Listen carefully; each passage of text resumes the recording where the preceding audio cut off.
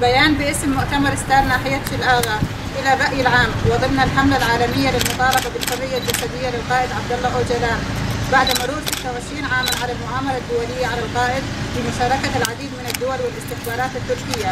إن سياسة العزلة المفروضة على القائد مخالفة لمنظمة حقوق الإنسان والقانون الدولي، ويتنافى مع كل الاعتبارات الإنسانية قبل القانونية أمام صمت دولي محبط وأمام مرأى ومسمع منظمات المجتمع الدولي التي لم تحرك ساكنا تجاه تعسف السلطات التركية التي انتهكت جميع حقوق القائد التي من المفترض أن تكون القوانين والمواثيق الدولية كمعتقل سياسي يناضل من أجل الحقوق المشروعة للشعب الكردي وشعوب المنطقة. إن القائد عبد الله أوجلان بفكره الحر ونضاله وصموده في وجه تلك المؤامرة قد أفرغها من محتواها.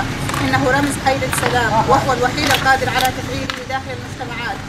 إن نداءاته ومحاولاته المستمرة في إرساء السلام وإعادة العلاقات التاريخية عوضا عن الحروب القائمة على الطائفة والقومية، وبهذا يقدم القائد ثقافة الحوار والسياسة على السلاح والدم وطرحه مشروعا بديلا عن الحداثة الرأسمالية التي أوقعت العالم في دوامة لا متناهية من الأزمات، وهو مشروع الأمة الديمقراطية الذي يتضمن الحقوق والحريات لجميع القوميات والانتماءات. وبناء عليه نوجه نداء إلى الرأي العام العالمي وإلى كافة الهيئات الدولية والحقوقية بالعمل الجاد والعاجل من أجل تحقيق الحرية الجسدية للقائد.